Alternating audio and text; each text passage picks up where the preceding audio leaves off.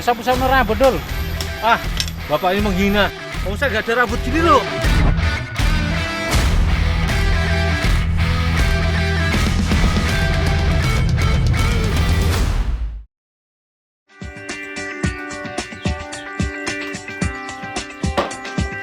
Dodol Garut sudah menjadi makanan khas Sunda dari Kabupaten Garut, Jawa Barat.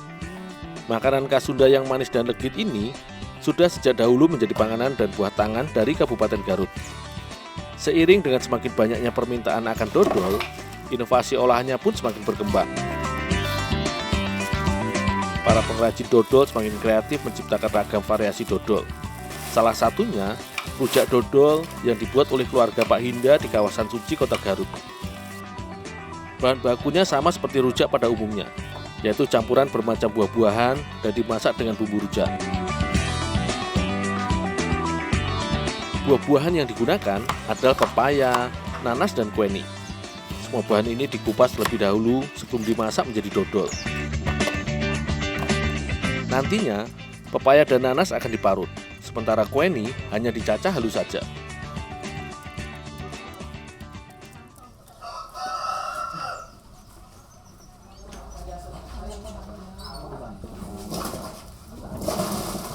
Sebelum digiling, pepaya yang sudah dikupas dicuci terlebih dahulu. Sisa kotoran pengupasan haruslah dihilangkan agar dodol yang dihasilkan enak dan juga bersih.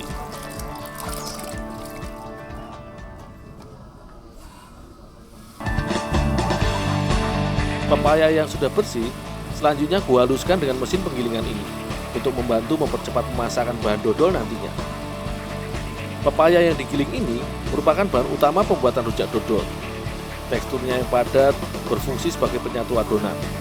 Tanpa pepaya, adonan rujak dodol akan menjadi basah dan mudah gosong saat dimasak.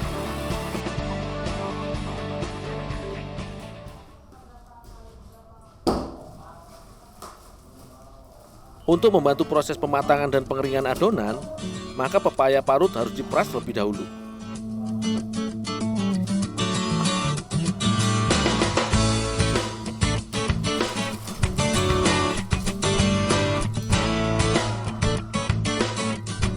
Tujuannya untuk membuang sekitar 70% kandungan air pepaya. Semakin kering parutan pepaya, maka adonan dodol akan semakin mudah dan cepat dimasak.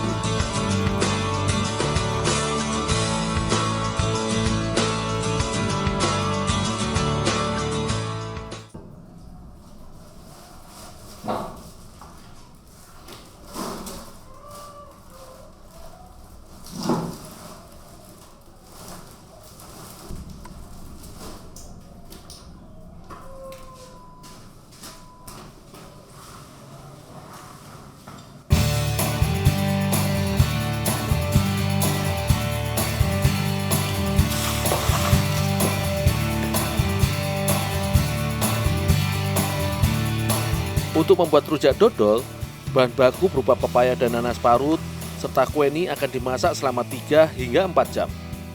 Semua bahan langsung dicampur dan dimasukkan ke dalam kuali besar dan diaduk-aduk hingga merata. Pemasakan bahan rujak dodol terbagi dalam beberapa tahap. Pada tahap pertama ini, semua bahan buah-buahan dan gula terlebih dahulu. Semua bahan diaduk secara terus-menerus untuk menghindari bahan menjadi gosong.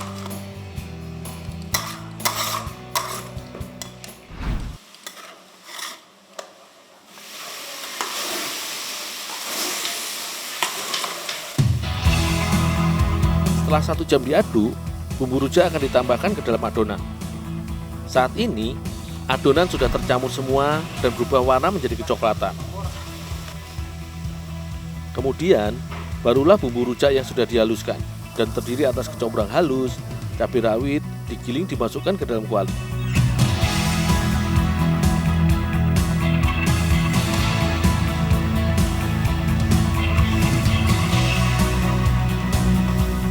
Begitu pula dengan irisan cabai kering menjadi bahan tambahan untuk memberi rasa pedas pada rujak dodol ini.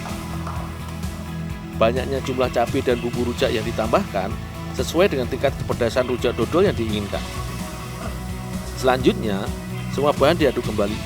Setelah itu, barulah kacang tanah yang sudah disangrai ditambahkan ke dalam adonan rujak dodol sebagai pelengkap. Dengan bahan baku buah-buahan yang ditambah cabai, gula dan kacang tanah, membuat adonan dodol yang dibuat ini benar-benar seperti rujak asli. Setelah dimasak hampir 3 jam, adonan rujak dodol ini sudah matang dan bisa diangkat dari kuali. Dalam sekali masak, bisa didapatkan sekitar 50 kg rujak dodol matang. Rujak dodol yang masih panas ini ditempatkan ke dalam beberapa baskom berukuran sedang. Baskom berisi adonan rujak dodol, selanjutnya aku antarkan ke ibu-ibu yang bertugas membungkus dodol.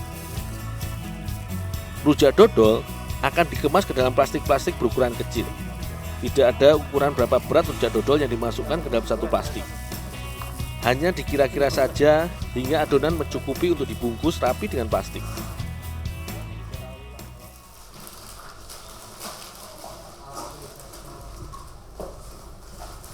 Rujak dodol yang sudah dibungkus plastik selanjutnya dianginkan dengan bantuan kipas angin.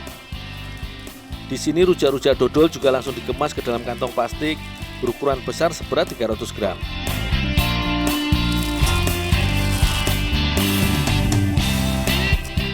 Untuk mempercantik tampilan, rujak dodol kemudian dimasukkan ke dalam kotak kemasan yang lebih rapi.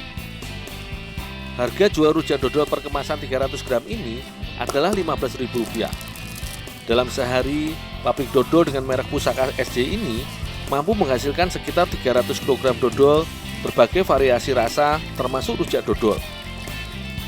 Produksi akan semakin meningkat di akhir pekan serta hari libur lainnya.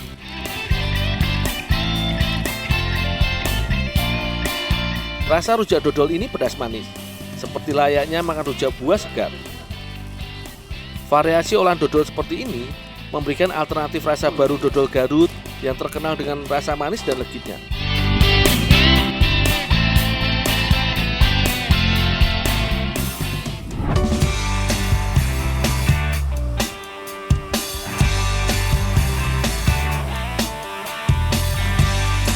Sungai sangatlah penting bagi masyarakat sebagai sumber untuk mendapatkan air guna memenuhi beragam kebutuhan, mulai dari mencuci, mandi, hingga pengairan untuk pertanian.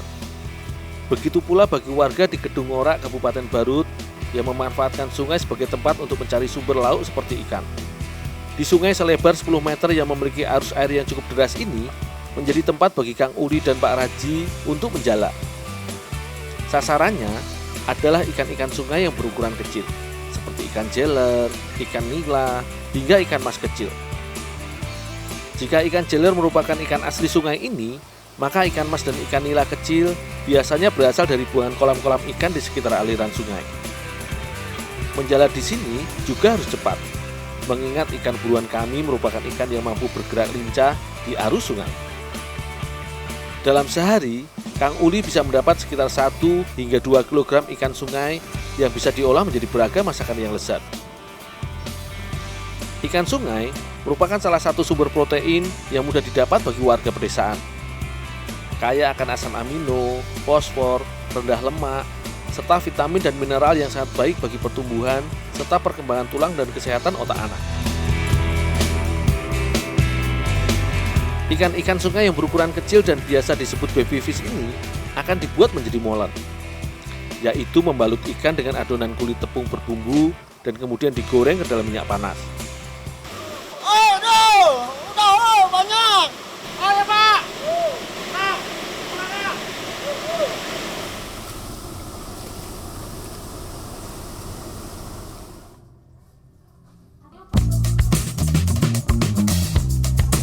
Sebelum dimasak, ikan-ikan berukuran mini ini aku bersihkan terlebih dahulu. Untuk ikan yang sedikit besar, kotorannya memang harus dibuang. Sementara ikan yang masih berukuran kecil sekali tidak perlu dibersihkan. Setelah semua isi perut ikan dikeluarkan, maka ikan dicuci bersih untuk menghilangkan sisa kotoran yang masih melekat. Sama seperti pembuatan molen pada umumnya, kulit pembungkus baby fish ini dibuat dengan menghaluskan campuran antara bawang merah dan bawang putih serta sedikit garam. Bumbu halus ini kemudian ditambahkan tepung terigu dan tepung beras. Penggunaan kedua jenis tepung ini akan membuat molen lebih terasa gurih. Dengan tambahan air, Semua bahan diaduk dan diuleni hingga tercampur merata. Adonan yang sudah kalis selanjutnya dipipihkan dengan botol bekas hingga berbentuk lembaran.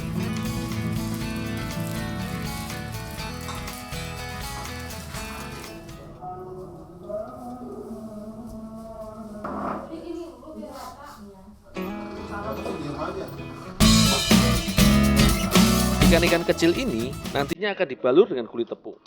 Tetapi sebelumnya perlu digoreng setengah matang.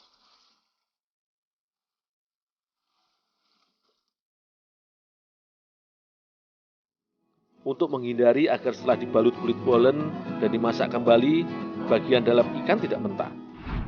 Jadi, memasaknya tidak perlu terlalu lama dan menggunakan api kecil agar ikan tidak cepat gosong.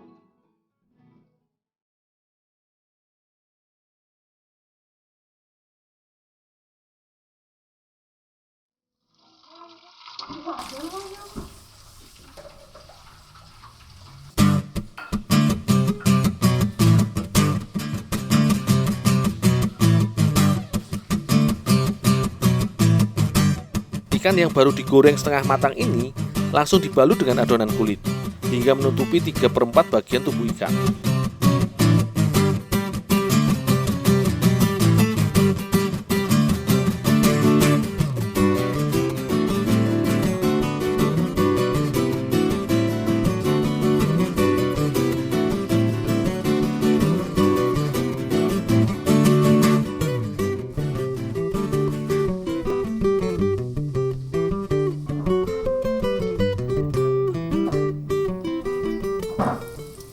Setelah semua ikan dibungkus dengan adonan kulit, maka baby fish ini siap untuk digoreng kembali. Penggorengannya juga masih menggunakan minyak panas dengan api kecil. Ini dimaksudkan agar semua bagian matang merata dan tidak gosong. Bu, molotnya yang mau digoreng saya taruh sini Bu ya? Iya, taruh situ. Nyicip yang udah matang ya Bu ya? Iya, boleh. Rasa kulit molen yang renyah dan garing bercampur dengan gurihnya ikan sungai sangatlah enak. Molen baby fish seperti ini juga menjadi olahan alternatif serta dapat menambah nilai jual dari ikan sungai ini.